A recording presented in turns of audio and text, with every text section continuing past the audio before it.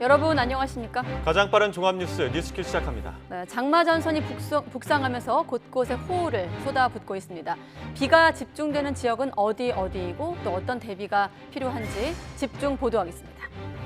매주 목요일 정치큐를 통해 전국 분석하고 있습니다. 오늘은 윤석열 대통령의 사실상 첫 개각과 이낙연 전 대표의 역할론을 둘러싼 분위기까지 알아보겠습니다. 네, 뉴스큐 먼저 날씨부터 지금 상황 알아보겠습니다. 장마 전선이 중부 지역에 머무르면서 서울을 포함한 수도권 대부분에 호우주의보가 발효돼 있습니다. 오후와 저녁 때때로 많은 비가 내릴 것으로 예상되는데요. 현장 취재기자 먼저 연결해서 자세한 상황 알아보겠습니다. 유서연 기자. 네, 서울 지하철 2호선 강남역 부근에 나와 있습니다. 네, 비가 많이 오면 긴장하는 곳 중에 한 곳인데 현장 상황 전해주시죠. 네, 이곳은 강남역 부근의 한 사거리입니다. 지대가 낮은 탓에 큰 비가 내릴 때면 번번이 침수 피해를 겪곤 했는데요. 지금은 오늘도 오전 11시쯤부터 빗줄기가 거세졌다가 약해졌다가를 반복하는 가운데 계속 큰 비가 쏟아졌다가 지금은 또 잠시 그친 모양새입니다. 지난해 지하층이 모두 물에 잠겼던 인근 건물에서도 물막이판과 모래주머니를 설치해 올해는 이제 침수 피해가 있는 것을 미리 대비하는 걸 확인할 수 있었습니다. 서울을 포함한 수도권 전역에 호우특보가 발효되면서 지방자치단체도 혹시 모를 침수 상황에 대비하고 있습니다. 서울 강남구는 강남역 일대를 비롯해 대치역 사거리와 성수대교 남단 등 폭우에 취약한 지역 5곳에 미리 직원들을 배치해 빗물바지 등 배수시설을 점검하고 있습니다.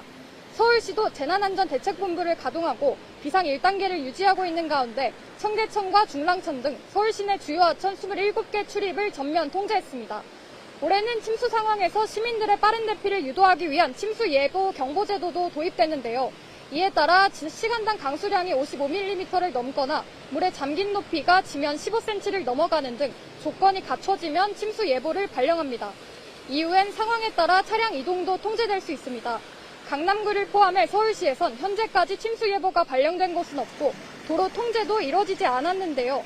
다만 지난해에도 짧은 시간에 많은 비가 내리면서 순식간에 곳곳이 물에 잠겼던 만큼 섣불리 안심하는 건 금물입니다. 또 하천과 같이 범람하기 쉬운 곳이나 감전 위험시설에는 접근하지 말아야 하고 계속해서 날씨 소식에 귀 기울이면서 운전할 때는 되도록 속도를 줄여야 안전합니다.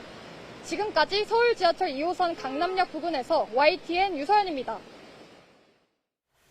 네, 서울 강남역 현장 먼저 보셨고 경기 북부와 동부에 많은 비가 내리면서 저지대 침수나 산사태 위험도 커지고 있습니다. 특히 오후 들어 춘천에는 시간당 70mm가 넘는 집중호우가 쏟아지고 한강 수위에 영향을 주는 팔당댐도 25개를 열고 방류량을 계속 늘리고 있는데요. 팔당댐 방류 현장에 나가 있는 취재기자 연결합니다. 권준수 기자. 네, 경기도 남양주시 팔당댐에 나와 있습니다. 네, 비 내리는 소리도 여기로 들릴 정도인데 경기 북동부와 강원도 집중호우로 25곳을 오후에 계속 열어놓고 있다고요?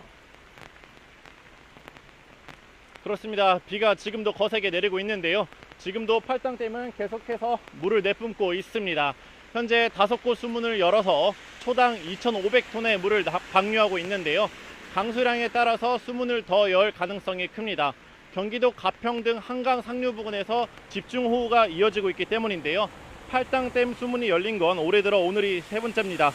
지난 5월 6일에는 장마철에 앞서 초당 1,200톤을, 이틀 전에는 수도권 호우로 초당 1,500톤을 방류했습니다. 장마 전선 북상으로 오늘 오후까지 많은 비가 예고되면서 경기도는 아침 7시 30분부터 비상 1단계 가동에 들어가기도 했는데요. 일부 지역에서는 차도에 나무가 쓰러지고 도심에서도 가로수가 쓰러져 소방당국이 출동하기도 했습니다. 강원 내륙도 비가 많이 내리면서 춘천댐과 청평댐 등의 방류도 커지고 있습니다.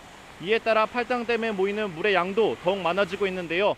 현재 호우경보가 내려진 춘천엔 오후 3시 10분 기준으로 시간당 77mm, 양구는 60mm의 물폭탄이 쏟아지고 있습니다. 이에 따라 저지대 침수와 하천 범람, 산사태 피해 등이 우려됩니다. 현재 팔당댐은 발전 방류를 포함해서 이미 아침보다 1,600톤가량 늘어난 초당 2,500톤 수준의 물을 내보내고 있는데요. 오후에도 시간당 60mm가 넘는 집중호우가 쏟아지면서 최대 방류량을 더 늘려야 할 것으로 보고 있습니다. 팔당댐 방류는 서울 한강의 홍수 통제와도 직결되는데요. 늘어난 물로 한강 잠수교 수위는 오후 3시 기준으로 3.8m 정도로 높아졌습니다. 오전 9시에는 3.15m 수준이었는데요. 수위가 5.5m로 올라가면 보행자 통행이 통제되기 시작하지만 팔당댐 수문 개방이 그대로 유지된다면 현재 수준에 머무를 것으로 보입니다. 수도권 지역은 내일까지 30에서 60mm의 매우 강하고 많은 비가 내릴 것으로 예측되는데요. 기상당국은 계곡이나 하천 상류에 내리는 비로 하류에서 갑자기 물이 불어날 수 있어 주의해야 한다고 당부했습니다. 장마전선이 수도권을 비롯해 경기 북동부에 머무르면서 전국에는 산사태 위기경보 주의가 확대 발령됐습니다. 산림청은 긴급재난 문자와 마을방송 등에 귀 기울이면서 피해가 없도록 대비해달라고 당부했습니다.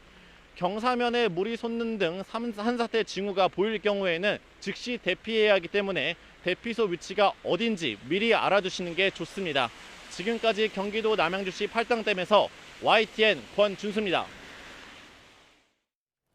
네, 조금 전에 개각과 관련된 대통령의 언급이 나온 대통령실 속보가 있었는데요.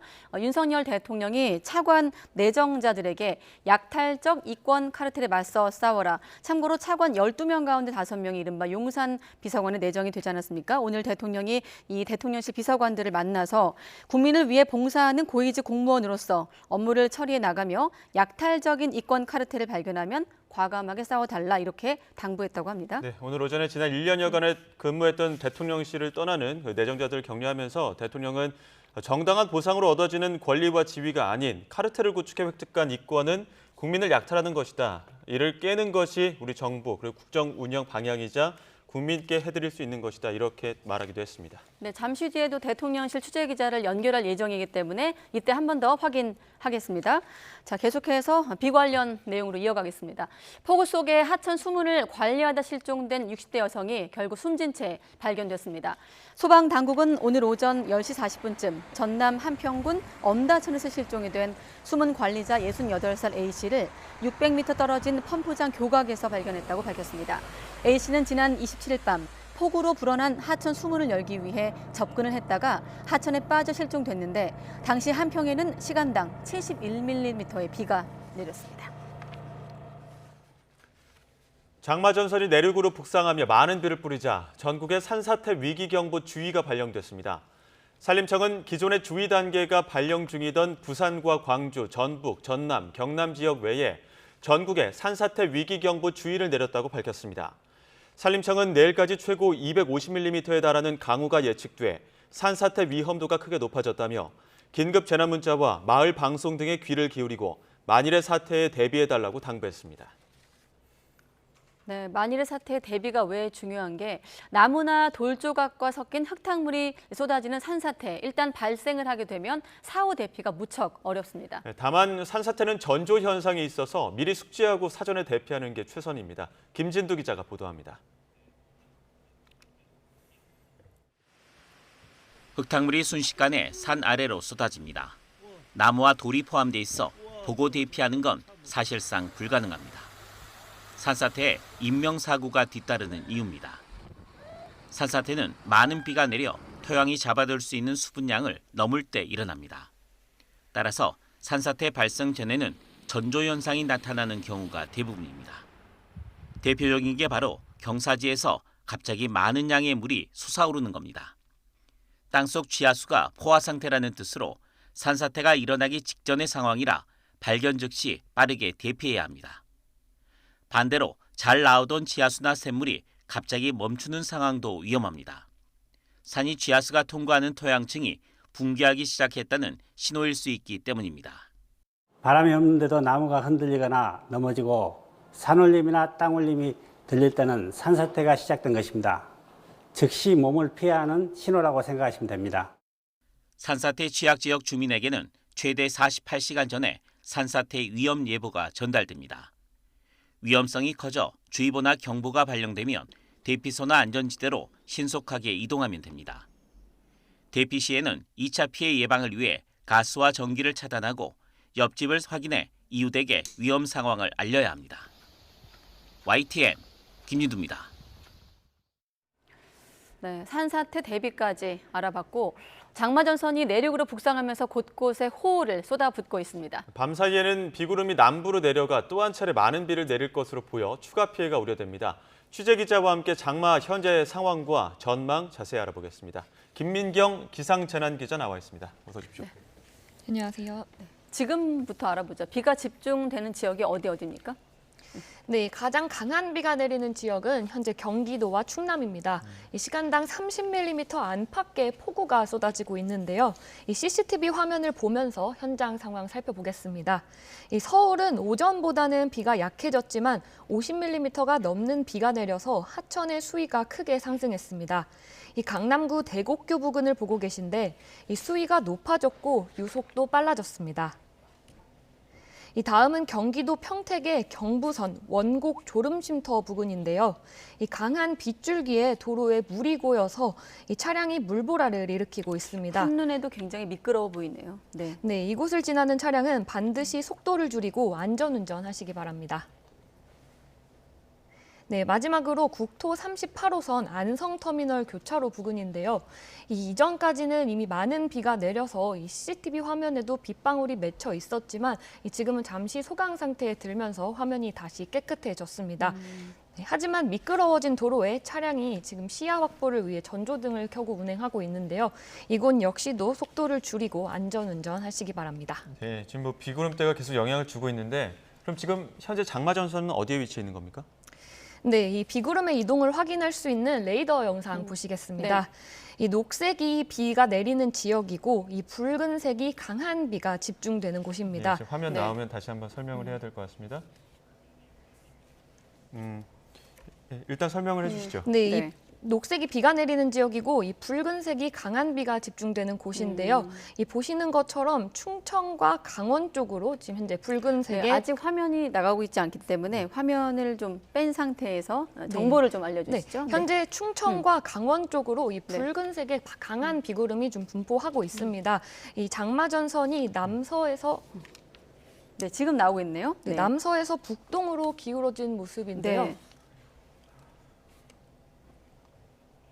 네, 저게 맞습니까? 충청과 강원 쪽으로 좀 붉은 구름이 분포하고 네, 있는 그런 맞습니다. 상황이고요. 남서에서 북동으로 기울어진 상황. 네.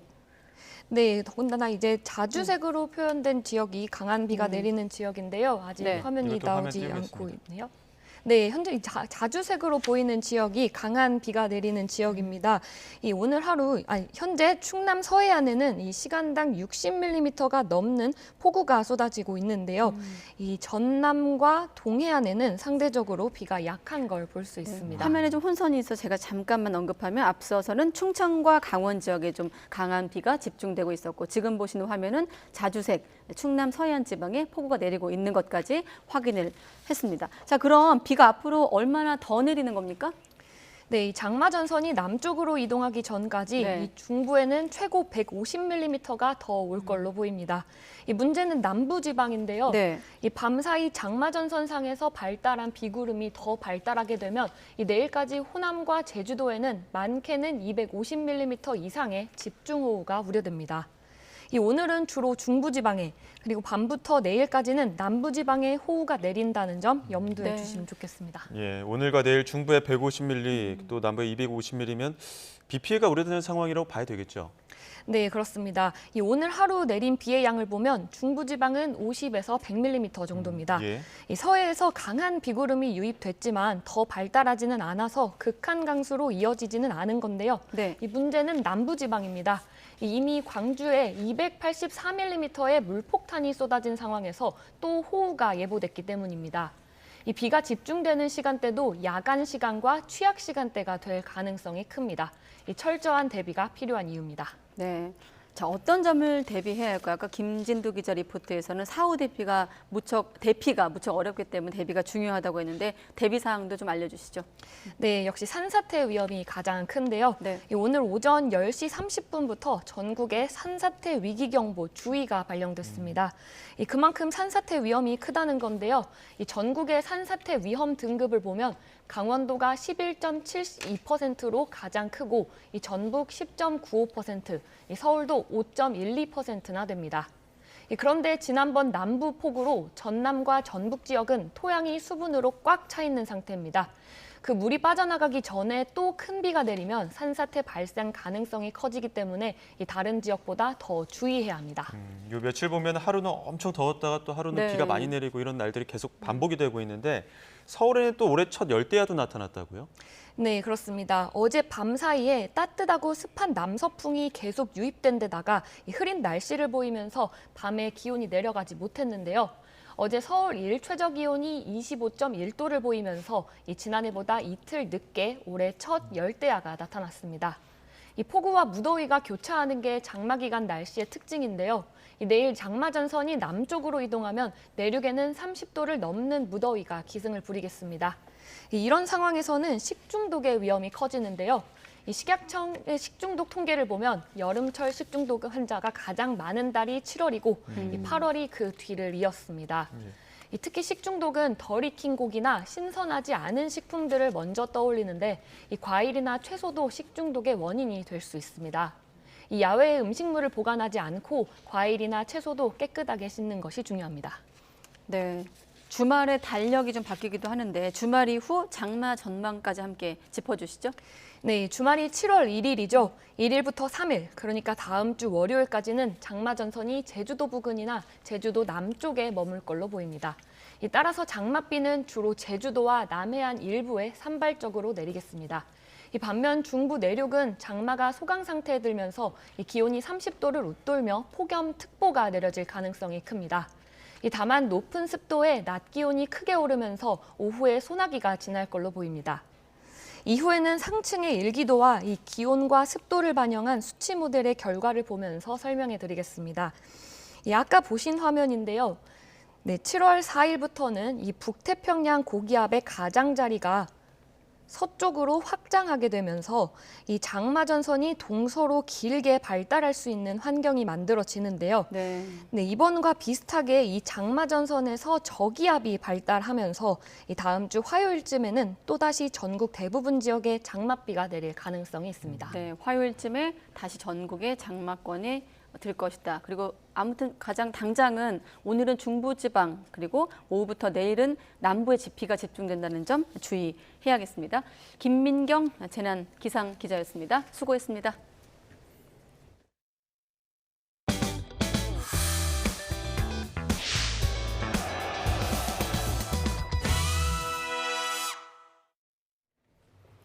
네, 아까 대통령실 속보가 있었는데 다시 대통령실로 가보겠습니다.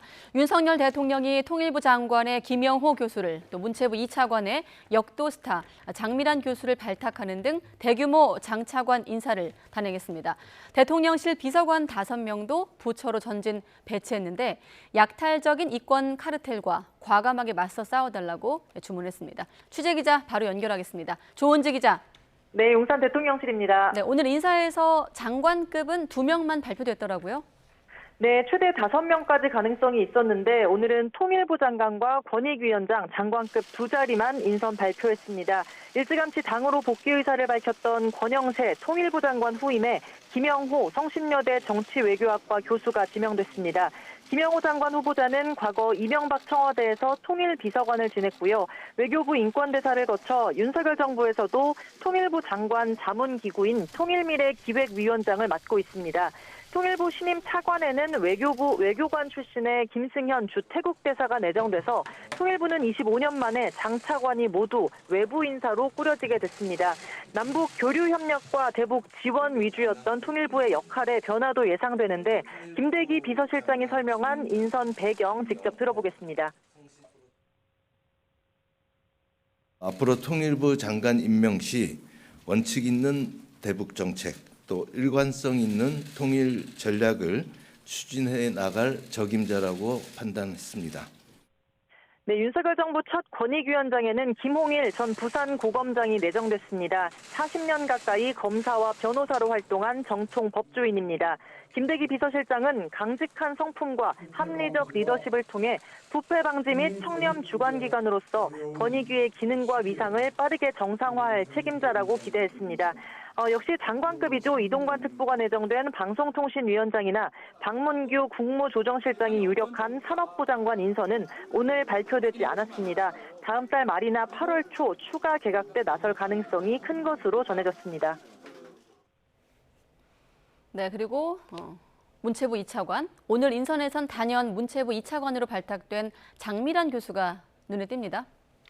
네, 문체부 2차관은 정부의 대변인 역할을 맡는 사실상의 간판입니다. 2008 베이징 올림픽 역도 금메달리스트 출신 장미란 용인대 체육학과 교수가 문체부 2차관 자리에 내정됐습니다.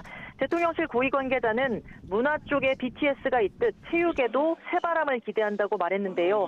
장미란 내정자는 올림픽과 아시안게임, 세계선수권까지 그랜드슬램을 이룬 노력과 투철한 자기관리, 또 교수 일과 장미란 재단을 통한 후학 육성까지 현장과 이론을 겸비했다고 평가했습니다.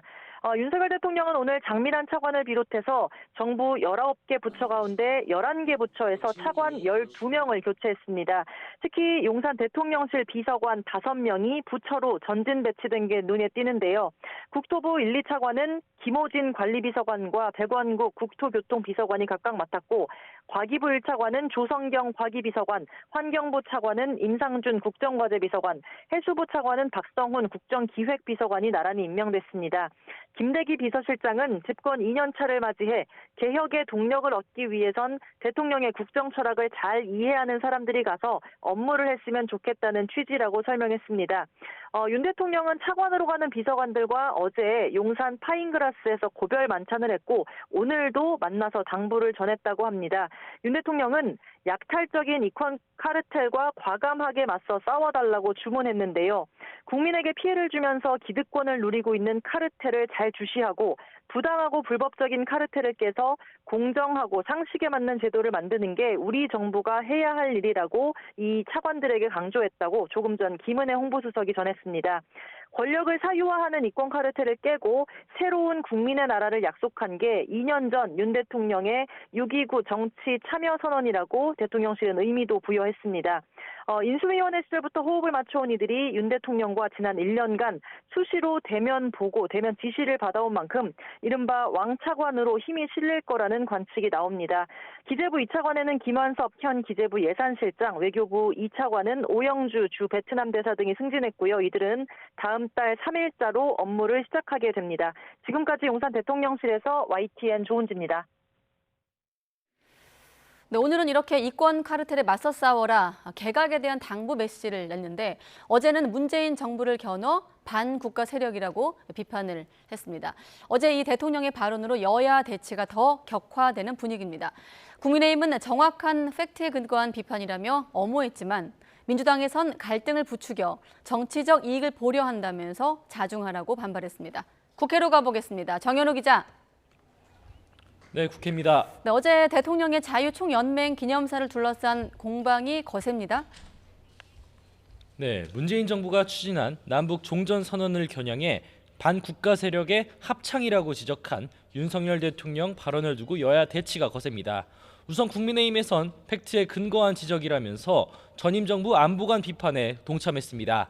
김기현 대표는 문재인 정부가 종이 조각에 불과한 종전선언으로 평화가 온다고 국민을 속였다면서 나라의 정체성을 부정하는 세력과는 협치할 수 없다고 강조했습니다. 들어보겠습니다. 대한민국의 정체성을 부정하고 대한민국을 적의 소나기에 놀아나게 하는 그런 세력이 있다면 그것은 협치의 대상이 아닙니다. 반면 민주당에선 전 정부 청와대 출신 의원들이 맞불 기자회견을 열고 윤 대통령이 저급한 인식을 보였다면서 사과를 촉구했습니다.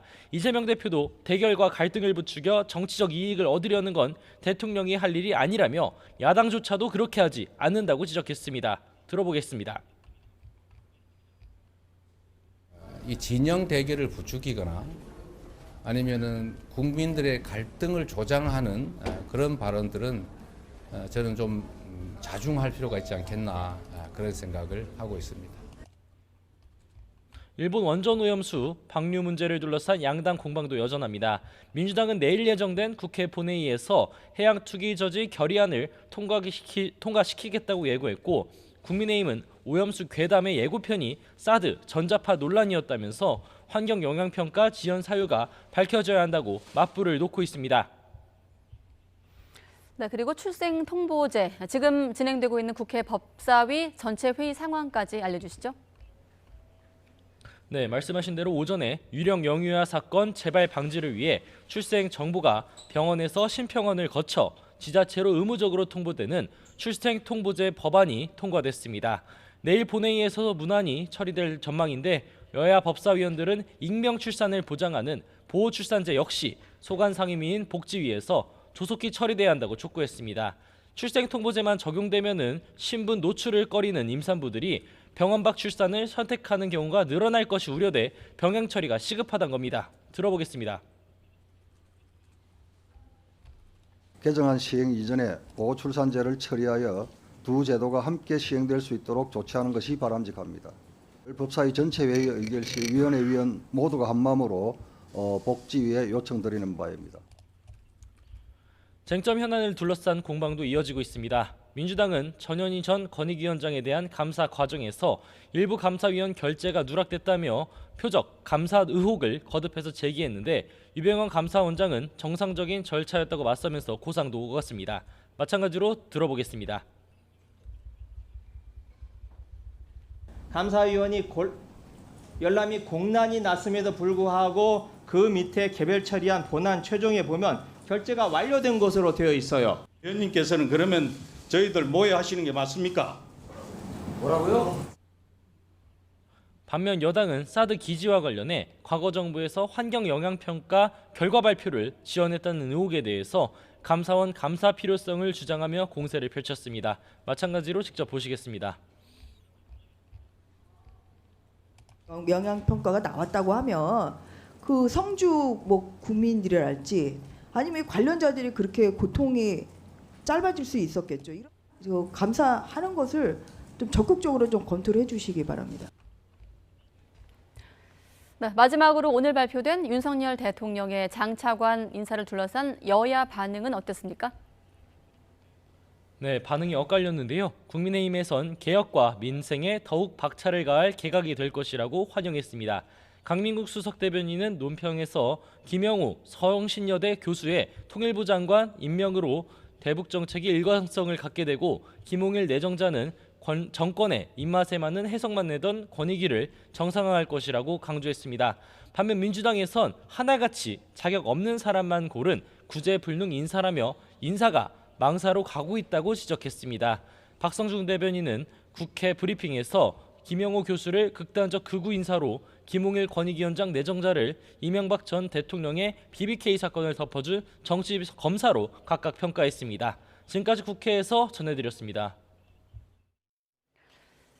네, 이렇게 법사위 통과, 또 내일 본회의 예정까지 입법 절차가 진행 중인 출산 통보제와는 달리 보호 출산제의 경우는 입법의 진통을 겪고 있습니다.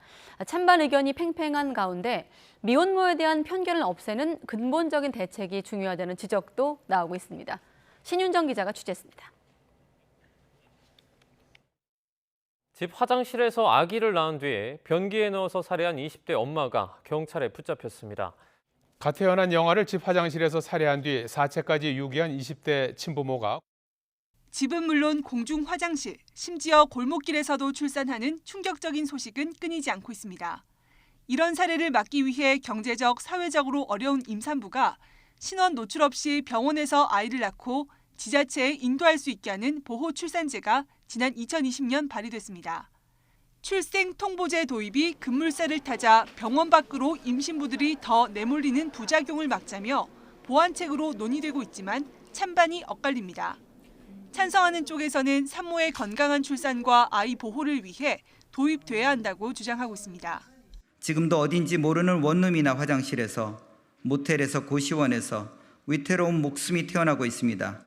대다수 혼자서 양육과 출산을 부담해야 하는 상황이기에 의료기관이나 사회복지기관 등의 도움을 구하기보다 낙태, 영아 유기, 영아 살해와 같은 그런 극단적인 선택으로 이끌리게 되는 것입니다. 반면 보호출산제가 양육 포기를 부추길 거란 우려도 큽니다. 임신 때부터 출생 신고를 하기 전이라도 미혼모에게 다양한 지원책을 제공해 아이를 잘 키울 수 있는 환경을 조성하는 게 우선이란 겁니다. 임신부터 양육까지 이런 정보를 한 곳에서 얻을 수 있다거나 지원을 받는다거나 하는 게 안 돼 있어요. 그런 원인들이 해결 방법이 하나도 없이 보호출산제를 덜컥 도입을 하면 선택지가 없는 상태에서 강요된 선택을 할 수밖에 없어요. 또 보호출산제로 태어난 아이가 친부모에 대한 정보가 차단된다는 점도 문제인데 정부는 미성년자까지 출생증서 열람을 청구할 수 있도록 하는 보완책 마련에 나섰습니다. 보호출산제 도입과 별개로 미혼모에 대한 편견을 없애려는 노력과 함께 실질적인 지원을 강화하고 누구나 쉽게 이용할 수 있도록 하는 근본적인 대책이 절실하다는 지적입니다. YTN 신윤정입니다. 오늘은 내년 최저임금을 심의할 법정 기한 마지막 날입니다. 노동계가 회의에 복귀했지만 노사가 요구하는 수준 차이가 워낙 커서 기한을 넘길 가능성이 커 보입니다.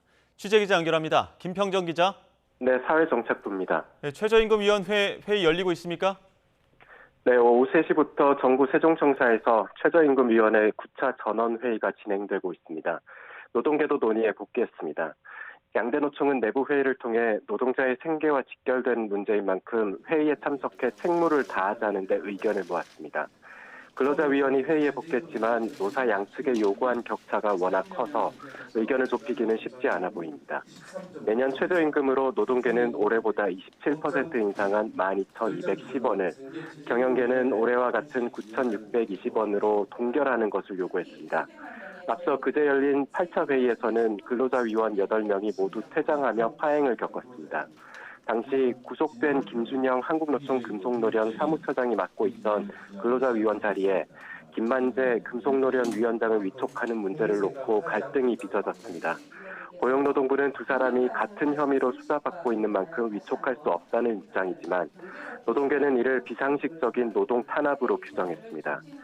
최저임금위원회는 근로자위원과 사용자위원, 공익위원이 각각 9명씩 모두 27명으로 구성되지만 최근에는 김준영 사무처장이 해촉되며 근로자위원은 1명 적은 8명으로 운영되고 있었습니다. 최저임금위원회가 내년도 최저임금을 결정하는 법정 시한은 오늘까지인데요. 시한을 넘기더라도 남은 행정 절차를 고려하면 다음 달 중순까지는 최저임금안을 고용노동부 장관에게 넘겨야 합니다. 장관은 8월 5일까지 최저임금을 확정해 고시해야 합니다. 지난 1988년부터 시행된 최저임금 제도에서 법정 심의 기한을 지킨 것은 9차례에 불과합니다. 지금까지 YTN 김평정입니다. 손경식 한국경영자총협회 회장은 이른바 노란봉투법의 국회 본회의 상정과 관련해 경영계 우려를 담은 서한을 김진표 국회의장에게 전달했습니다. 손 회장은 서한을 통해 불법쟁의 행위에 대한 손해배상 청구권을 제한하는 전 세계적으로도 유례가 없는 법안이라며 개정안이 통과되면 산업 생태계가 붕괴하고 현장은 1년 내내 노사 분규와 불법 행위로 혼란을 겪을 것이라고 밝혔습니다. 노란봉투법은 하도급 노동자에 대한 원청의 책임을 강화하고 파업 노동자에 대한 기업의 손해배상 청구를 제한하는 내용을 담고 있는데 더불어민주당은 내일 본회의에서 개정안을 처리하겠다고 밝힌 상태입니다. 정부가 상반기에 지난해보다 35조 원 초과된 289조 원의 재정을 집행했습니다. 기획재정부는 최상대 2차관 주제로 회의를 열고 민생 안정을 위한 중점 관리 대상 사업이 올해 예산 87조 원 가운데 54조 원이 집행됐다며 이같이 밝혔습니다. 정부는 하반기에는 빠르고 강한 경기 반등을 위해 공공기관 민간 투자를 지속 점검하고 민자 사업 신규 과제도 적극적으로 발굴할 예정입니다. 지금 일본 도쿄에서 진행 중인 한일 재무장관 회의를 통해서 두 나라가 통화스와프 재개를 발표할 전망인데요. 이번엔 통화스와프가 무엇이고 어떤 이점이 있는 건지 정리해 보겠습니다. 네, 통화 스와프. 두 나라가 약속을 해서 정한 환율에 따라 필요한 만큼의 돈을 교환하고 일정 기간이 지난 후에 최초 계약 때 정한 환율로 재교환하는 것을 말합니다. 그러니까 계약 체결일에 상대국에 1,300원을 내고 1달러를 빌리면 만기일의 환율이 1,500원이든 1,000원이든 상관없이 1달러를 갚고 다시 1,300원을 돌려받는 겁니다. 외환 위기 등 비상 상황에서 원화 가치가 크게 떨어져도 안정적으로 외화를 구할 수 있어 제2의 외환 보유고로 불리기도 합니다. 현재 우리나라는 중국과 호주, 아랍에미리트 등과 통화 스와프를 맺고 있는데요. 8년 만에 재개를 논의하고 있는 한일 통화 스와프. 한일 관계 복원이란 상징적 의미와 더불어 급격한 엔화 약세에 맞닥뜨린 일본과 또 기축통화국이 아니어서 환 리스크에 노출되어 있는 우리나라 모두의 윈윈이란 긍정적 효과가 올지 기대됩니다.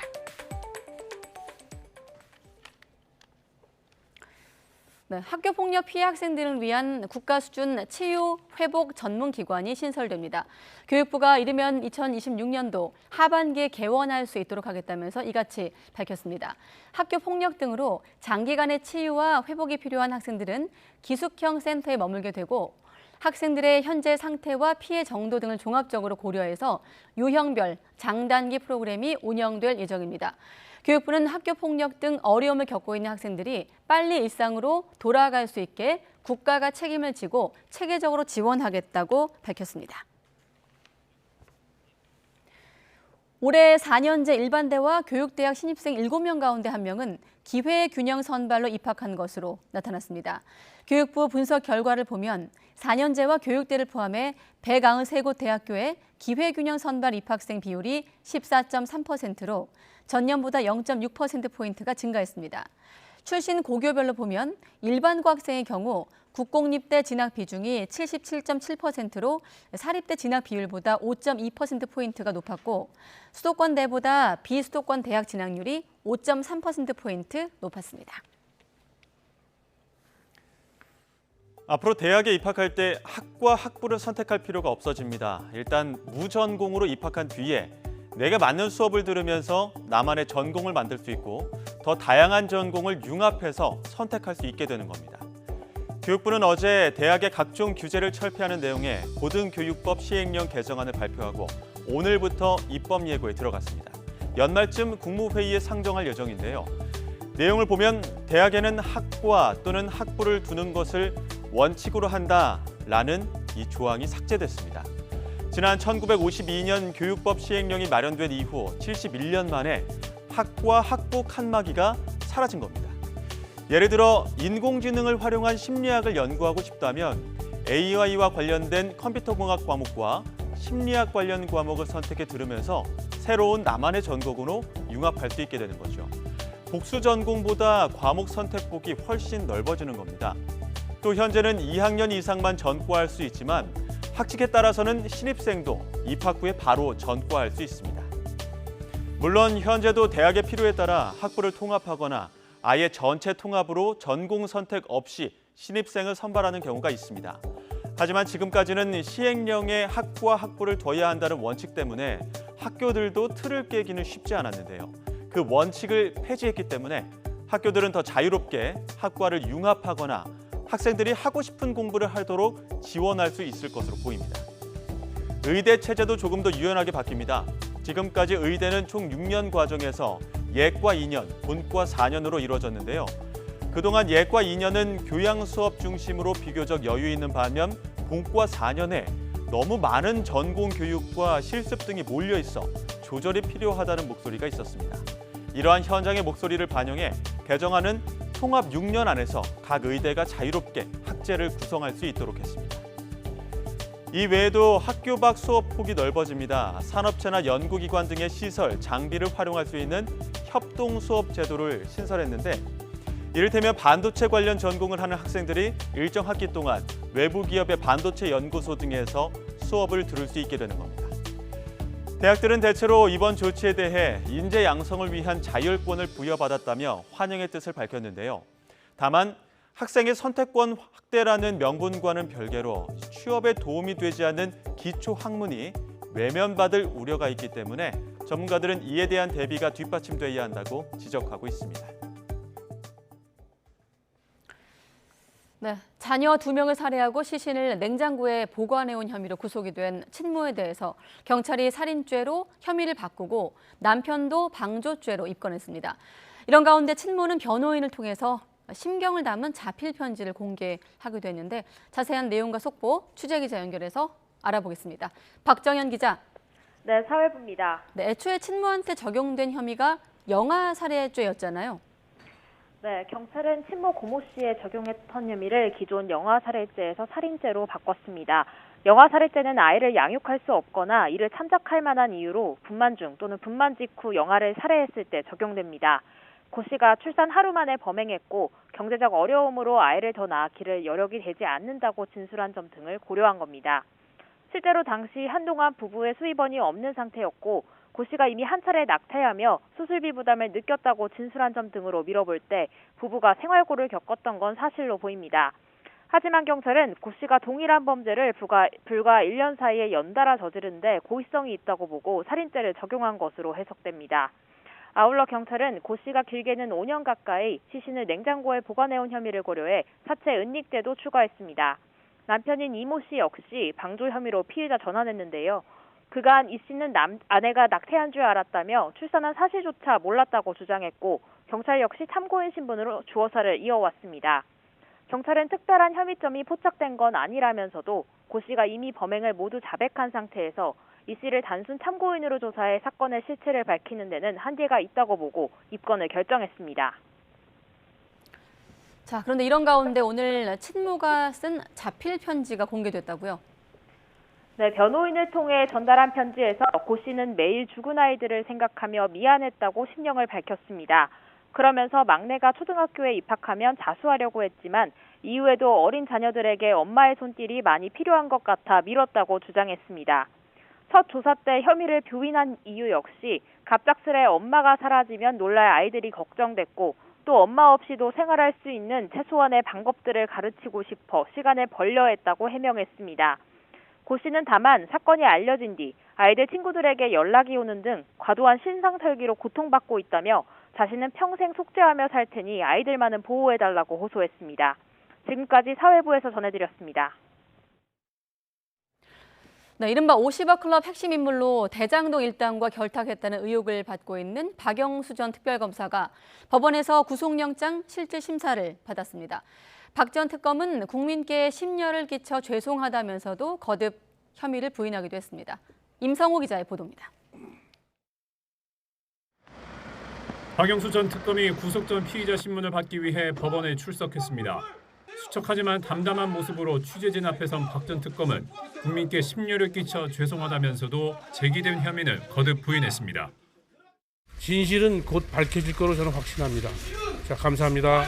주변인들은 혐의 인정하시는데 여전히 우리은행에 영향에 호소하신 거 없으십니까? 없습니다.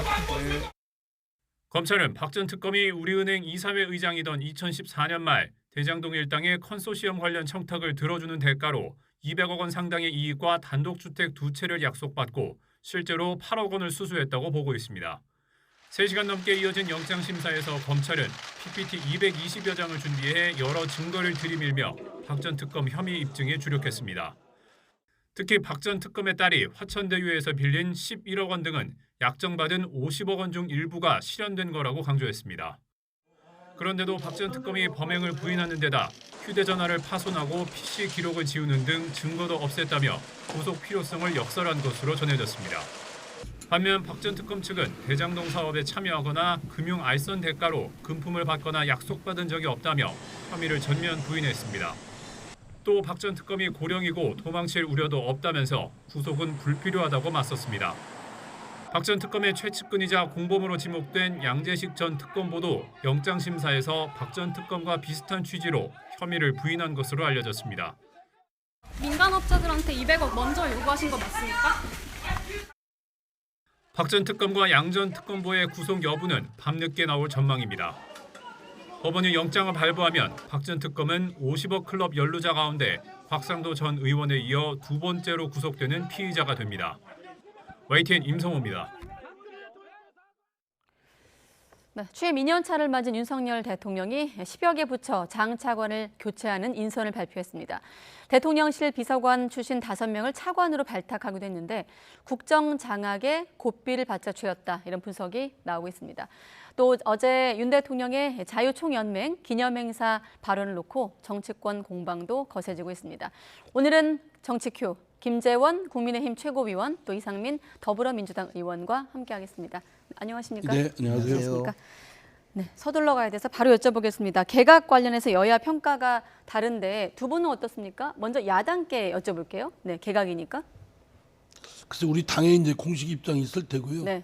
저는 뭐 특별한 그 특색이 보이지가 않습니다. 뭐 이제 눈여겨볼 부분이 있다면 대통령실에 있던 비서관 5명을 차관으로 전진 배치했다는 건데 네. 저렇게 되면 한두 명도 아니고 5명씩이나 일거에 저렇게 차관으로 배치하게 되면 대통령실의 그러니까 각 부처의 어떤 그런 자율적인 역동성이라든가 어떤 독자성이나 뭐 이런 것들이 또는 부처 책임주의, 장관 책임주의가 오히려 약화되지 않을까 이런 생각이 듭니다. 네, 민주당의 공식적인 반응 언급하셔서 민주당은 완전히 망사다, 불통의 독주 선언이다 이런 반응입니다. 추가적으로. 근데 뭐가 불통인지 뭐가 망사인지 잘 모르겠어요. 어쨌든 차관 12명 중에 이제 5명이 용산 대통령실 근무하던 비서관들이다 이 말인데요. 네. 사실은 정권이 바뀌었지만 그 대통령이 생각하는 국정 철학이라든가 어떤 방향이 일선에서 제대로 작동하지 않는다는 그런 어떤 진단이 굉장히 많았거든요. 제가 보기에도 아직도 이 진지전처럼 각 그 결정권을 행사하는 분들은 현장에서 윤석열 대통령의 어떤 기조 방향에 오히려 네. 그 반대되는 뭐 결정을 해버린다든지 또는 윤석열 대통령이 추구하고 있는 여러 가지 국정 목표에 대해서 제대로 이행을 하지 않는 그런 경우가 의외로 많거든요. 그런 데 대해서 아마 대통령의 국정 기조를 잘 알고 있는 비서관들로 각 부처의 일부 부처의 차관으로 임명을 하면 그 부처가 조금 더 활력을 갖고 돌아가지 않을까 이런 생각에서 아마 인사를 한 것으로 보이는데요. 네. 야당은 뭐 일단 뭐 무조건 그러니까 어떤 좋은 인사를 해도요 늘 시비를 걸어요. 아마 공자님을 모셔놔도 뭐 마찬가지로. 네, 그 5명 비서관을 전진 배치하면서 대통령이 약탈적인 이권 카르텔과 과감하게 맞서 싸워달라라고 했는데 지금 최고위원께서는 대통령의 어떤 기조와 현장이 좀 다르기 때문에 이런 인사가 났다라는 물론 해석이거든요. 관료들의 그런 어떤 뭐 대통령의 그런 국정 철학을 잘 공유도 못하고 네. 뭐 실행도 못하고 있다 이런 부분은 내부에서 이제 윤석열 정부 내부에서 수정 보완을 해야 될 일이고요. 궁극적으로는 대통령의 리더십에 저는 문제가 좀 있다고 봐요. 네. 예, 몇 가지 뭐 사례 보더라도 뭐 만 5세 학령아 덩어리라든가 최근에 수능 시험 문제라든가 이걸 보면 불쑥불쑥 그냥 굉장히 즉흥적인 그런 것들이 국민들이 보이기에는 정책의 네. 수요자인 국민들이 보기엔 그런 것들이 많고 그러면 정책을 실무적으로 맡고 있는 관료들은 더 할 거라 생각됩니다. 이런 것들에 대해서 대통령으로서의 그런 자신의 정부 내에 있는 관료들을 장악하지 못하고 리더십을 발휘 못하고 있는 건 오히려 물론 관료제의 부족한 점도 살펴봐야 되겠지만 네.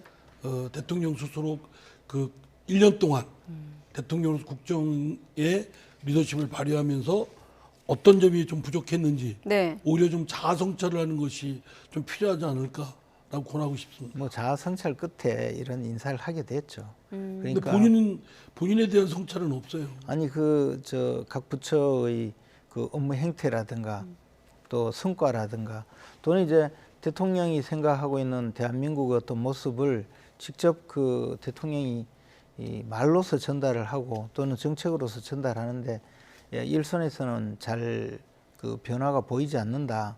뭐 그런 지적은 평소에도 있었거든요. 그래서 네. 저는 실력이 있는 비서관이라면 각 부처의 차관으로 보내서 부처를 장악해서 일을 하게 하는 것도 좋은 방법이라고 생각합니다. 이제 오히려 이제 차관이 대통령실에서 곧바로 네.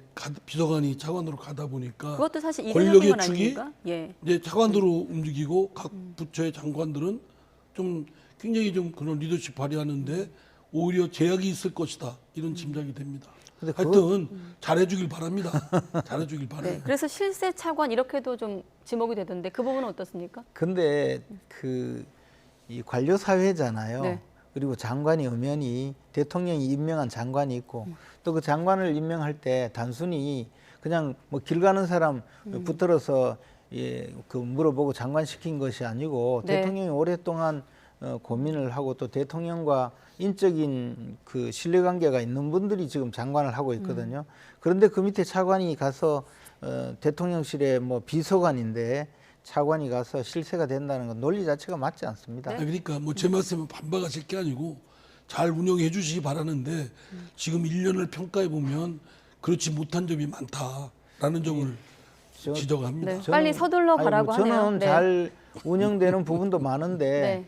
야당이 이렇게 그 발목을 잡고 정권의 그 출범부터 시작해서 지금까지 이 대선 불복 운동 하듯이 각 부처에 남아서 뭐 대통령의 어떤 정책을 방해한다든지 이런 경우도 참 많았고 야당이 특히 이 대한민국의 정치를 거의 불통 상태로 만들어 버린 것 아닌가 그런 생각이 듭니다. 네, 사실 매주 목요일에 이재호 상임 고문과 자주 만나셨는데 각이 잘 안 세워졌었는데 오늘은 좀 각이 세워질 것 같아서 기대가 큽니다. 자, 아까 자막에 방통위원장 자리가 있었거든요. 사실상 내정됐다는 보도가 상당 시간 지났는데 먼저 여쭤볼게요. 정말 청문회 2번 해야 돼서 그런 겁니까? 왜 어떤 분위기인가요? 왜 지명에서 빠졌나요? 아니 이번에는 뭐 차관 인사를 한 것이니까 장관 인사를 또 앞으로 곧 하겠죠. 그리고 대통령실에서 판단하기로는 그 이동관 특보에 대해서 네. 그 제기된 여러 가지 문제는 거의 사실이 아니라고 이미 확인을 한 것으로 알고 있습니다. 그래서 여론을 의식하는 건 아니다. 여론을 의식할 수는 있는데요, 네. 뭐든지. 근데 기본적으로 그 문제 제기했던 특히 민주당에서 문제 제기했던 여러 가지 사안은 객관적인 사실과는 다르다라고 판단을 하고 있는 것으로 알고 네. 있습니다. 그래서 뭐 임명하는 데는 큰 문제가 없으리라고 봐요. 근데 야당은 어차피 방송통신위원장 자리를 언론의 어떤 그 기능과 관련시켜서 생각하기 때문에 뭐 죽기 살기로 비난을 하고 또 흠집 내고 온갖 일을 벌이겠죠, 뭐. 그러니까 여당에서는 또 정부 여당에서는 야당이 하는 말을 죽기 살기로 그냥 붙잡는다 이렇게 생각하실 게 아니라 그중에 귀담아 들을 부분이 뭐가 있는가, 국정을 운영하는 데 있어서 어떤 점이 좀 도움이 되겠는가 이걸 살펴보시는 게 더 도움되지 않겠어요? 그런 차원에서 말씀을 드리면 방통위원장은 여러 예민한 자리이고 각 정파 사이에서도 상당히 그 이렇게 민감하게 반응되는 부분이 큰 자리 아닙니까? 그런데 이제 그 자리에 정파색이 짙은 인물이 그 자리를 간다고 하니까 야당에서는 비판을 하는 거죠.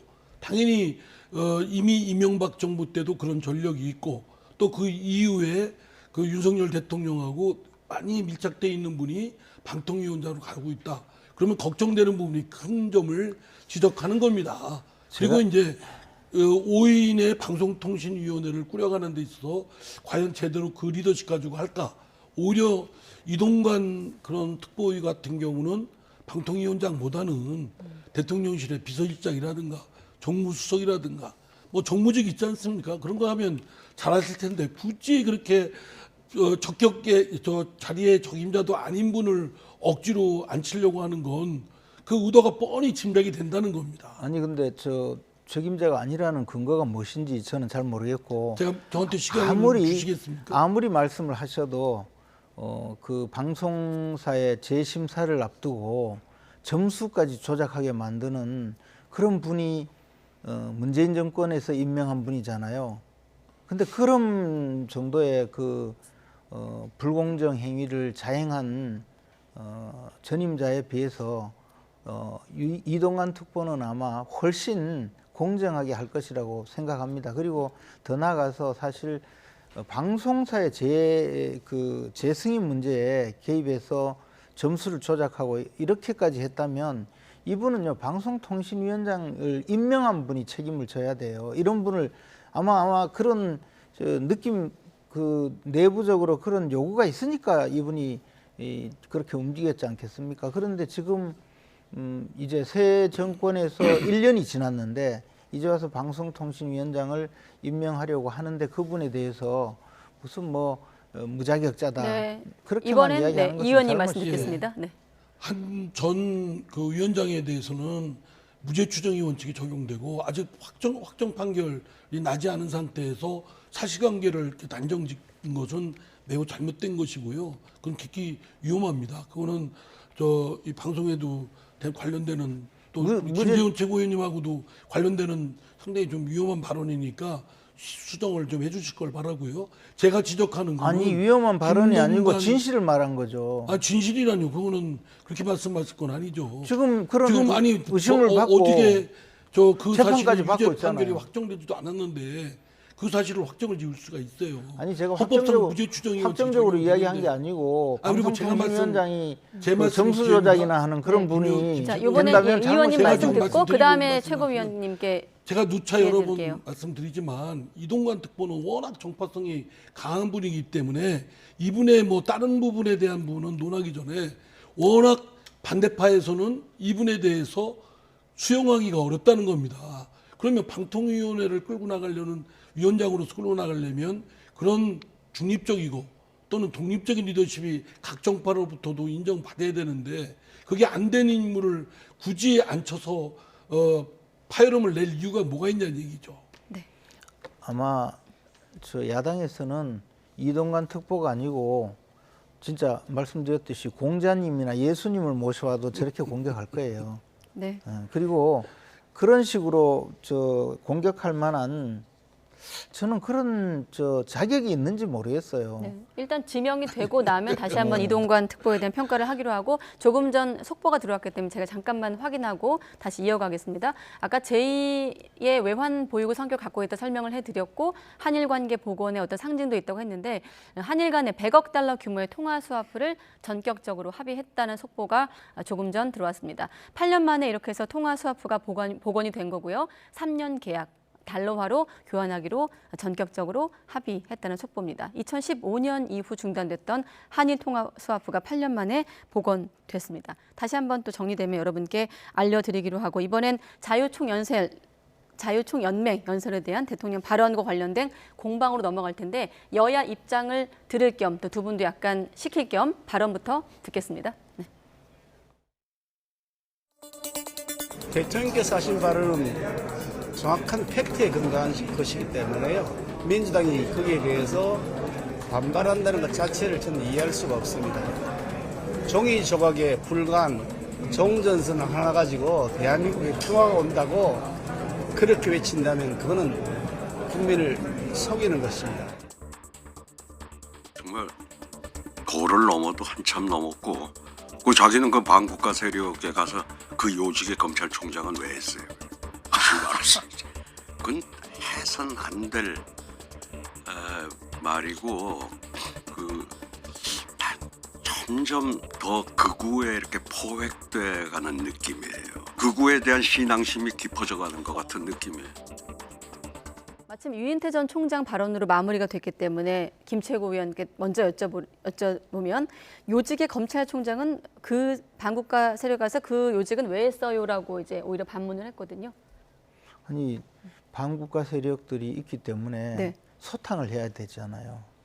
그분은 검찰총장을 맡을 때 그런 생각도 할 수 있죠. 그런데 사실 이제 반국가 세력이다 또는 뭐 종전선언에 목을 매달고 종전선언을 위해서 노력했다 이런 것이 네. 문재인 대통령 당시에 우리나라가 국제적으로 고립되거나 또는 외교정책상 문제가 벌어진 굉장히 많은 사유 중에 하나입니다.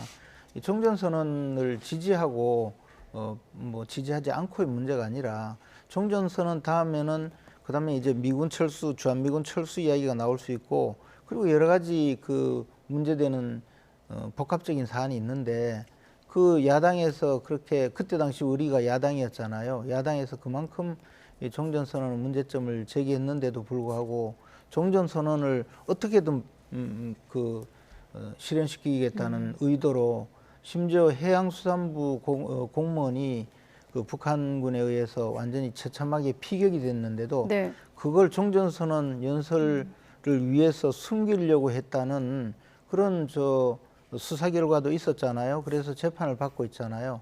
그만큼 종전선언 자체에 대해서 문제가 있었고 그에 대해서 대통령이 문제를 제기한 것이죠. 앞으로는 그렇게 하면 안 된다. 그리고 우리 윤석열 정권은 그렇게 가지 않겠다. 그렇게 말한 건데요.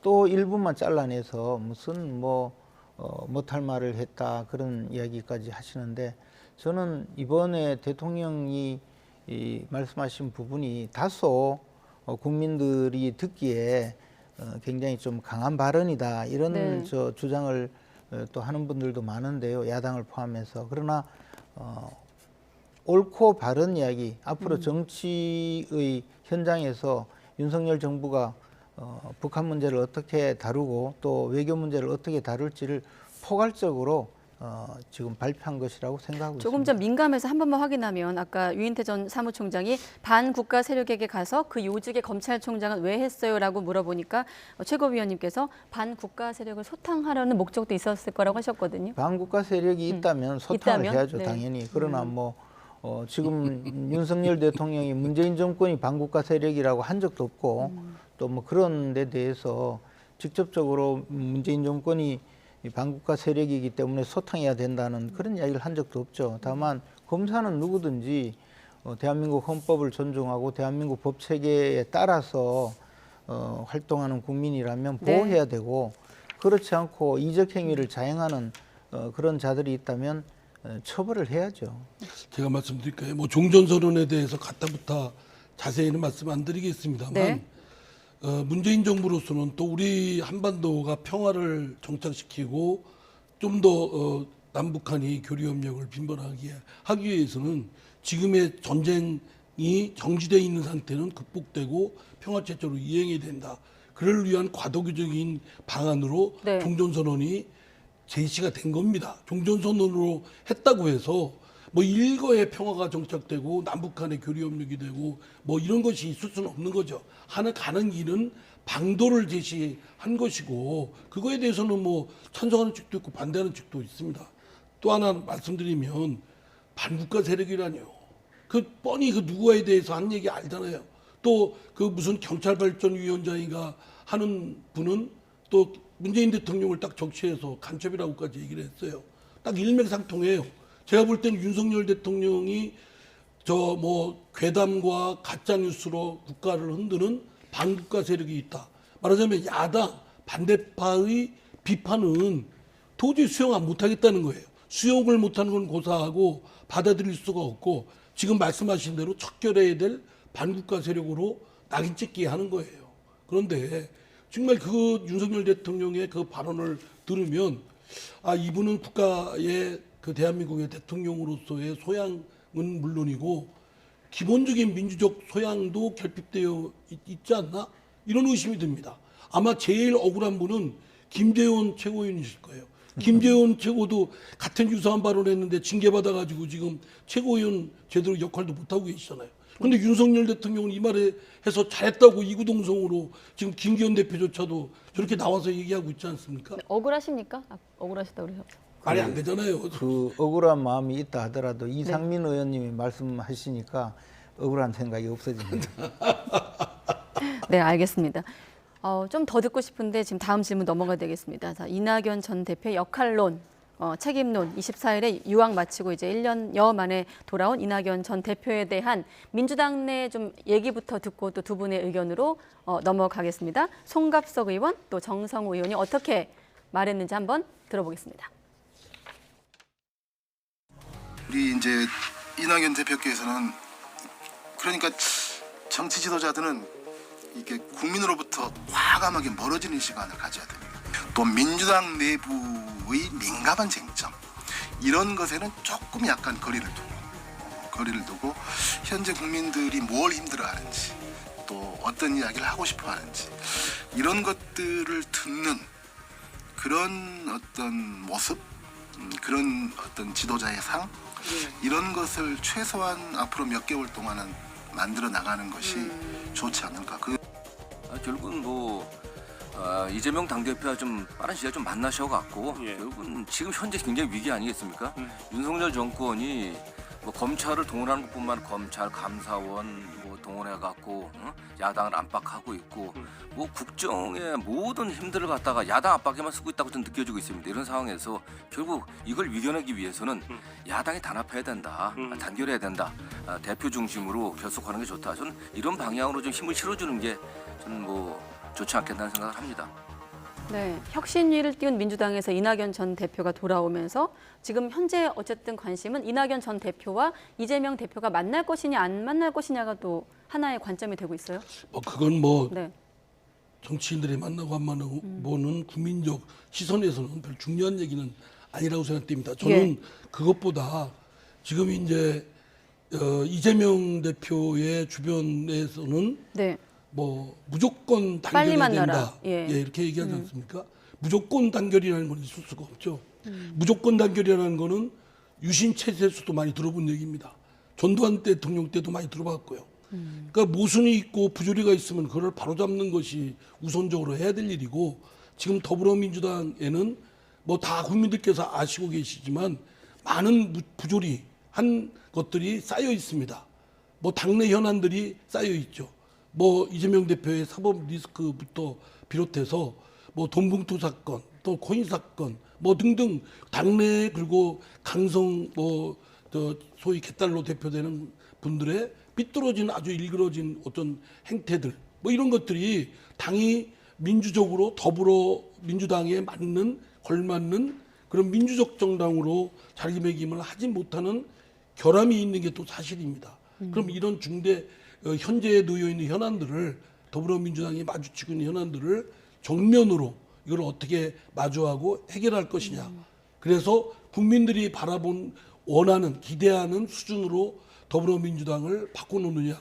여기에 그 이낙연 뭐 전 대표를 비롯해서 모든 더불어민주당 구성원들한테 놓여 있는 당면 과제입니다. 네, 마침 또 김재원 최고위원께서 YTN 라디오에 나오셔가지고 이낙연 전 대표가 이재명 대표의 낙마를 기다리고 있다, 이런 또 말씀하셨더라고요. 네, 덧붙여 주시죠. 근데 이제 우리 이상민 의원님처럼 굉장히 합리적이고 이성적으로 정치 활동도 하시고 또 당내의 그 여러 가지 일도 맡아서 하실 때 가장 합리적으로 하셨거든요. 그런데 180명 가량 되는, 뭐 180명은 아니지만 민주당 의원 중에서 우리 이상민 의원님처럼 그렇게 정상적으로 활동하는 분이 많지 않거든요. 대부분은 좀 국민들이 봐서 왜 저럴까 이해를 못하는 그런 당이 돼버렸어요. 이번에 뭐 돈봉투 사건도 전당대회 때 돈을 뿌려놓고는 뭐 밥값 정도밖에 안 된다고 이야기를 하지를 않나. 또 그렇게 해서 송영길 대표가 당선이 됐거든요. 근데 송영길 대표가 지난 대선 후보 경선 때 우리 이낙연 후보하고 이재명 후보가 맞붙어 있을 때 거의 뭐 4-5입으로 어거지로 이재명 대표를 후보로 만들었거든요. 그리고 또 최근에 그 대장동 사건 수사를 하면서 나온 이야기가 그 유동규 씨 이야기가 있잖아요. 그래서 정진상, 뭐 김용 이런 분들이 이 돈을 받아가면서 이 호남에 가서 돈을 뿌려야 되겠다, 그렇게 이야기를 했다고 하고, 실제로 호남 지역은 이낙연 대표의 지지 기반이 많은 그런 쪽인데 거기서 이재명 대표가 압도적으로 표가 많이 나왔거든요. 그러면 이낙연 대표가 생각해 보면 이거 돈봉투 사건부터 시작해서 이 돈으로 내가 졌구나, 돈 때문에 졌구나, 그런 생각을 할 수밖에 없어요. 이런 상황에서 민주당은 이 문제를 해결해 나가기 위해서는 저는 아까 뭐 일치 단결, 무조건 단결 이렇게 주장한다고 했는데요. 정말 단결하셔서 이재명 대표를 빨리 끌어내리는 것이 유일한 해법이에요. 당대표가 맨날 재판 받으러 가고 수사받고 이러면서 체포동의안이 오면 자기 때문에 다른 의원들도 전부 부결시켜줘야 되고, 이 정상적인 지금 당이 아니거든요. 그래서 저는 일치 단결하셔서 빨리 이재명 대표를 퇴진시키고 그 다음에 뭐 앞으로 나가는 것이 민주당이 살 길이 아닌가, 그렇게 생각합니다. 김재원 최고위원께서 그렇게 말씀하시니까 이재명 대표의 체제를 더 공고히 하는데 도움되는 말씀. 제가 이렇게 한다고 뭐 제 말을 뭐 듣고 네. 겁을 내고 그러지는 않을 테니까 알겠습니다. 이상민 의원님께서 한번 어쨌든 저희 당으로서는 국민들로부터 지금 황골 탈퇴해야 된다라는 주문을 요구를 받고 있습니다. 하여튼 그거에 대해서 무슨 총선에서 이긴다, 대선에서 이긴다 이런 정략적 목표 이전에 당이 그렇게 국민들로부터 지지와 신뢰를 얻을 수 있는 바탕을 갖춰야 된다고 생각합니다. 알겠습니다. 그러기 위해서는 현재 놓여 있는 부조리를 어떻게 하면 바로잡는가 이 문제가 제일 그렇죠. 최우선시해야 될 문제라고 생각합니다. 여기까지 그렇죠. 듣겠습니다. 아니 부조리를 제거하는데 유일한 방법은요. 부조리 대명사가 지금 이재명 대표잖아요. 그러니까 이재명 대표가 빨리 물러나야죠. 예, 알겠습니다. 진도는 잘 안 나갔습니다만 두 분의 말씀을 나리선체로 잘 들었습니다. 사실은 이낙연 전 대표의 행보를 둘러싸고 정가에서도 반윤투쟁을 할 것이다, 아니다 반명투쟁할 것이다 라고 엇갈리던데 앞으로 행보를 주목해 보겠습니다. 네, 김재원 최고위원, 이상민 민주당 의원 두 분과 함께했습니다. 고맙습니다. 네, 감사합니다.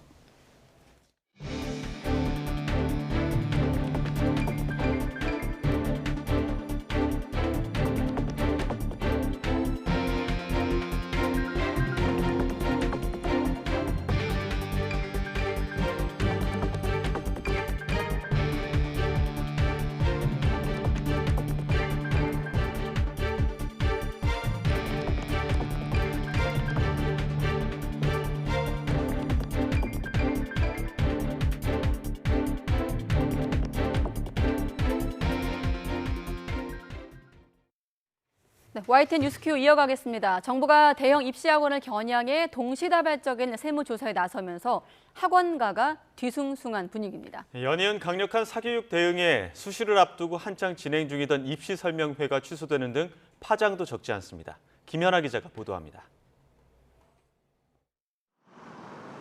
메가스터디와 시대인재 등 대형 입시학원을 포함해 사교육 업체 5곳 이상이 세무당국의 동시다발 조사를 받게 됐습니다. 세무조사 기간은 각각 8, 9월까지로 최근 3년치 회계 자료를 모두 가져간 것으로 전해졌습니다. 여기에 공정위 역시 사교육업체의 허위 과장 광고 관련 조사를 곧 시작할 예정입니다. 최다 합격, 1등 강사 같은 광고 문구들이 검토 대상에 오릅니다. 사교육 시장이 학생과 학부모들의 어떤 불안 심리를 이용해서 어떤 거짓 또는 과장 광고로 불안 심리를 좀 증폭시키고 있다 이렇게 저희는 보고 있습니다. 저희는 주로 이제 표시광고법 위반 부분을 좀 사교육 카르텔 부조리 집중 신고 기간이 끝나는 다음 달 6일부터는 교육당국의 본격 조사도 시작됩니다. 교육부는 특히 이권 카르텔로 지목했던 사교육 업계와 출제위원 간 유착 의혹에 대해서도 수십 건의 제보가 들어왔다며 강도 높은 조사를 예고했습니다. 정부 칼날이 학원가를 정조준하면서 수시 컨설팅 준비로 바쁘던 업계 분위기도 얼어붙고 있습니다.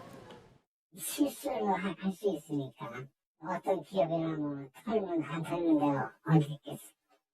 수시 원서 접수가 이제 막 시작돼야 되고 한창 입시처럼 가는데 타이밍상도 좀 그렇고 9월 수시 원서 접수가 종료될 때까지인 것 같은데. 이미 예정돼 있던 시대인재 입시 설명회가 취소됐고 학원가 조사 대상이 확대될 수 있다는 전망에 중소 입시 학원들 중에서도 조심하자는 분위기가 퍼지고 있습니다. 특히 범정부 차원의 조사가 수시 2달을 앞두고 진행된 건 회당 수십만 원에서 수백만 원씩 오가는 대입 컨설팅 시장을 잡으려는 의도로 보입니다. 동시에 하반기 진행될 영재중이나 특목고 입학과 관련해서도 경고를 보낸 것으로 해석됩니다. YTN 김연아입니다. 강원 지역에 호우특보가 내려진 가운데 팔당댐에 이어 북한강 상류에 있는 의암댐과 춘천댐도 올해 들어 처음 방류에 나섭니다. 의암댐은 오늘 오후 7시 21개, 춘천댐도 같은 시각 21개를 열고 각각 초당 410톤과 290톤의 물을 방류할 예정입니다. 의암댐과 춘천댐은 올해 첫 방류며 제한 수위 175m인 화천댐은 아직 수위에 여유가 있어 수문 개방은 검토하지 않고 있습니다. 진단명을 조작하거나 부풀려 보험금 수십억 원을 부당하게 타는 혐의로 충남 천안시 여성병원 3곳과 환자 300여 명이 적발됐습니다. 경찰은 잊지도 않은 의료기기로 자궁시술을 받은 것처럼 꾸며 보험금을 나눠 갖는 등 도덕적 해이가 심각한 수준이었다고 밝혔습니다. 이문석 기자의 보도입니다. 충남 천안의 한 여성병원에 경찰이 들이닥쳤습니다. 환자들에게 허위 진단서를 발급해준 혐의가 포착된 곳입니다. 이곳을 포함해 천안시 여성병원 3곳이 환자 보험 설계사들과 짜고 진료 내역을 실손보험이 적용되는 진단명으로 조작한 혐의로 적발됐습니다. 환자가 피부관리나 각종 미용 시술을 받아 결제하면 병원에서 금액에 맞게 보험 대상 진단명으로 둔갑시켜 8천여 회에 걸쳐 보험금을 대리 청구한 거로 조사됐습니다. 심지어 병원에 있지도 않은 의료 장비로 자궁 근종 레이저 시술을 받은 것처럼 보험금을 청구해 수익을 나눈 혐의도 받고 있습니다. 경찰은 이런 수법으로 지난 2017년부터 5년간 300여 명이 보험금 23억 원을 부당하게 받아냈다고 밝혔습니다. 환자들을 꼬드겨 보험금을 수령하게 하고 또한 그로 인한 이득금을 의료계에서 받았다는 부분이 도덕적으로 해이된 부분이 드러난 범죄라 이렇게 생각하고 있습니다. 또 수사 과정에 병원 직원들이 진료를 받은 것처럼 속여 요양급여를 타내고 임신 중절한 태아 사체 10여 구를 사산한 것처럼 꾸며 업자에게 유통한 혐의까지 드러났습니다. 경찰은 의사 3명을 포함해 범행에 가담한 342명을 입건하고 범행을 주도한 상담실장 1명은 구속했습니다. YTN 이문석입니다. When kids describe their usage of Instagram, Facebook's own research describes it as an addict's narrative. As an addict's narrative. The kids say, this makes me unhappy. I feel like I don't have the ability to control my usage of it. And I feel that if I left, I'd be ostracized. I am deeply worried that it may not be possible to make Instagram safe for a 14-year-old. 네, 내부 고발자의 목소리 먼저 들어보셨는데 인스타그램이 10대 청소년에게 위험하다는 걸 알면서도 페이스북이 이를 감췄다는 지난 2021년 내부 고발 이후 미국에선 10대에 대한 SNS 안전 조치를 강화하라는 압력이 증가했습니다. 최근 아칸소와 인디애나주는 아이들을 중독시키고 부적절한 콘텐츠에 노출됐다면서 페이스북의 모기업인 메타와 틱톡을 상대로 소송을 제기했습니다. 또 지난 3월 미국 유타주는 아이의 계정을 만들기 전에 청소년이 부모의 동의를 받아야 하는 법을 통과시키기도 했고요. 미국 의회에선 자살이나 섭식 장애, 또 약물 남용, 성착취 같은 미성년자 피해를 예방하는 책임을 소셜미디어에 부여하는 이른바 키즈 온라인 안전법을 추진하고 있습니다. I've also seen the tremendous downside. I've seen how some of their friends who are in trouble get very quickly spun into deep, dark corners of the internet with content promoting self-harm or celebrating eating disorders, encouraging kids to be ashamed of their body image. And so for me, this is simple. Some of these kids aren't ready for social media. 네. 자, 어두운 터널. 이런 가운데 페이스북과 인스타그램의 모회사 메타가 새로운 청소년 보호 장치를 발표했습니다. 바로 부모의 감독 기능인데요. 부모는 자녀가 누구와 메시지를 주고받고 또 몇 시간 동안 메신저를 사용하는지 알 수 있게 하는 겁니다. 또 자녀가 낯선 사람의 메시지를 허용하는지 볼 수가 있고 자녀가 누군가를 신고하면 알림도 받게 됩니다. 다만 자녀가 동의해야만 가능하고 채팅 내용은 볼 수가 없습니다. 2021년 유니버시티 칼리지 런던 연구에 따르면 사춘기 소녀 75%가 소셜미디어에서 남성의 성기 사진을 받은 적이 있다고 했는데 인스타그램은 팔로워가 아닌 경우 이용자가 수락할 때까지 메시지를 보낼 수 없게 해서 낯선 사람과의 채팅을 제한하는 기능도 추가를 했습니다. 소셜미디어가 범죄의 통로가 된다는 조사 결과는 국내에도 나와 있습니다. 여성가족부에 따르면 지난해 성매매 피해 아동 청소년의 78%가 채팅 앱이나 SNS를 통해서 성매매에 노출된 것으로 나타나기도 했습니다. 메타는 새로운 청소년 보호 기능을 미국과 캐나다, 또 영국에서 우선 시작했다면서 몇 개월 안에 다른 나라로 확장할 거라고 말하기도 했는데요. 유해 환경에서 아이들을 보호하기 위한 이런 추세가 우리나라로도 이어질지 지켜보겠습니다. 지난 5월 한국이 중국에 수출한 금액 규모가 중국 교역국 가운데 4위를 기록해 지난해 5월 2위에서 1년 만에 2계단 밀려난 것으로 나타났습니다. 전국경제인연합회 산하 한국경제연구원은 한국과 중국의 수출 현황을 공개하면서 수출 경쟁력 회복을 위해 반도체 등 핵심 분야에 대한 공격적 투자가 필요하다며 이같이 밝혔습니다. 한경영은 한국의 대중국 무역 수지가 지난해 5월을 기점으로 적자를 내기 시작했고 올해 1월부터 5월 적자 규모는 118억 달러라고 설명했습니다. 식품업계가 라면과 과자 가격 인하를 잇따라 발표한 가운데 편의점 업계도 일부 품목 가격을 인하하겠다고 밝혔습니다. 편의점 GS25와 CEO, 세븐일레븐, 이마트24는 다음 달 1일 예정된 롯데 웰푸드 아이스크림 제품 판매 가격 인상 계획을 철회하겠다고 설명했습니다. 편의점별로 가격 동결에 해당하는 롯데 웰푸드 아이스크림은 GS25 15종, CU 10종, 세븐일레븐 13종, 이마트24 14종입니다. 편의점 업계는 식품업계 가격 조정에 따라 1일부터 신라면 한 봉지를 현재 1,000원에서 950원으로, 새우깡은 1,500원에서 1,400원으로 가격을 내립니다. 네, 북한은 지금까지 6차례 인공위성을 발사해서 단 2차례만 성공했지만 이마저도 제 기능을 발휘하지 못하고 있다는 게 우리 정부의 판단입니다.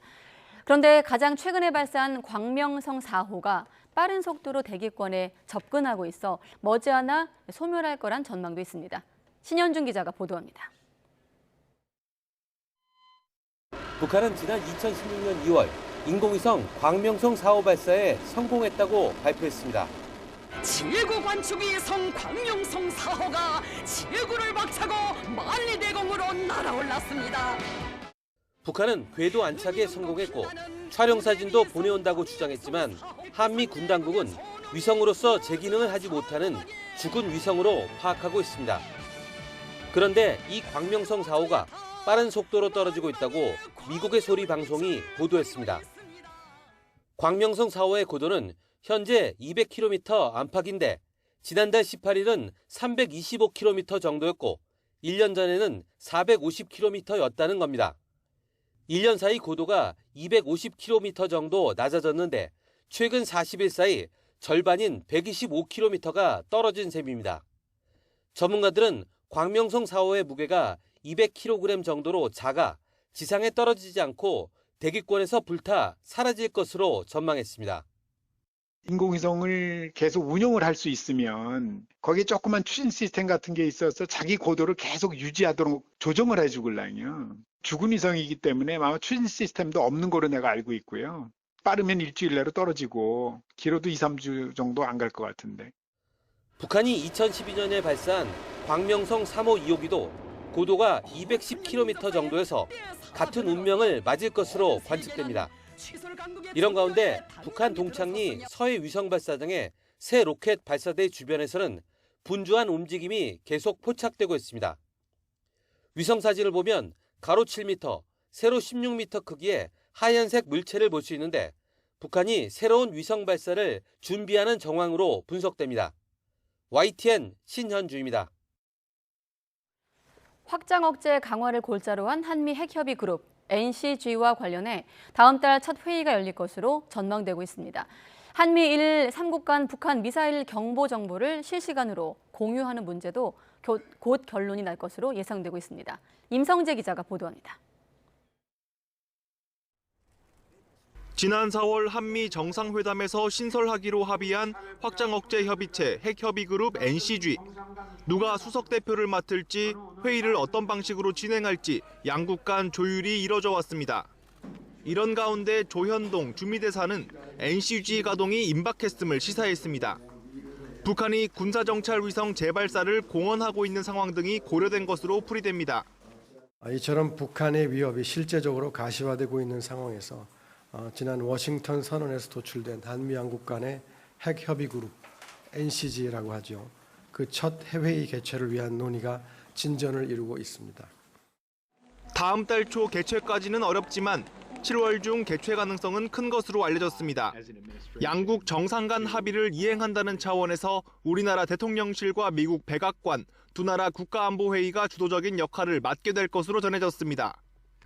일각에선 NCG에 일본을 포함하거나 3국 간 확장 억제 협의체를 구성할 가능성이 제기되지만 현재까지 구체적인 논의는 없었던 것으로 파악됐습니다. 이와 별개로 한미일 3국 간 북한 미사일 경보 정보를 실시간으로 공유하는 방안도 곧 윤곽을 드러낼 것으로 보입니다. 이르면 다음 달 경보정보 공유 시스템을 시범 가동하는 방안 등이 논의되고 있는 것으로 알려졌습니다.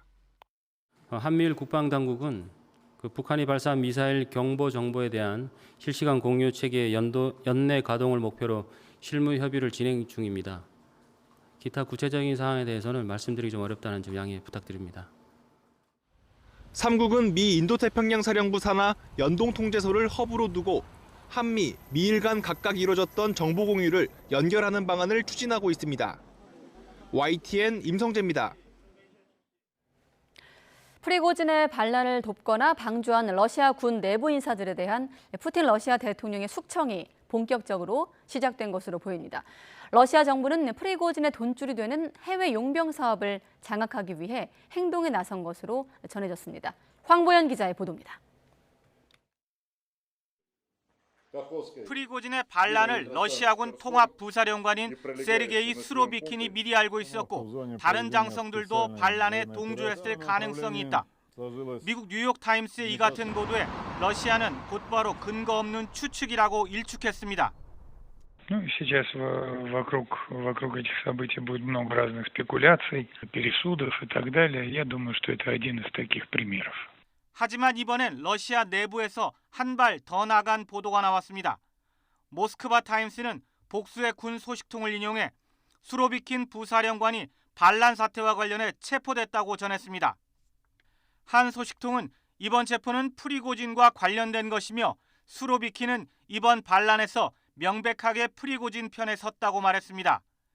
영국 왕립합동군사연구소는 러시아군 내부에서 수로비킨을 지지하는 일부 세력이 프리고진의 반란 시도를 도왔을 수 있다고 분석했습니다. 친정부 러시아 성향 군사 전문 SNS 채널은 이번 반란과 관련해 숙청이 진행 중이라고 전했습니다. 수로비킨은 지난해 10월 우크라이나전 총사령관을 맡았다 올해 1월 부사령관으로 밀려난 인물입니다. 프리고진과는 과거 시리아 파견부대 사령관이던 시절 함께 일하며 가까워진 것으로 알려졌습니다. 반란 핵심 프리고진의 돈줄을 끊기 위한 푸틴의 반격도 시작된 것으로 보입니다. 세계 곳곳에 구축된 바그너 그룹 용병 사업 네트워크를 접수하기 위해 러시아 정부가 직접 나섰다고 미국 월스트리트 저널이 보도했습니다. 러시아 정부가 최근 바그너 그룹 주요 활동 국가인 시리아와 중앙아프리카 공화국 등의 용병 사업 관리 주체가 바뀔 것이란 메시지를 전달했다는 겁니다. 그간 프리고진이 해당 국가들의 용병을 보내는 대가로 연간 수천억 원을 챙겼는데 이를 원천적으로 차단하겠다는 의도로 풀이됩니다. YTN 황보연입니다.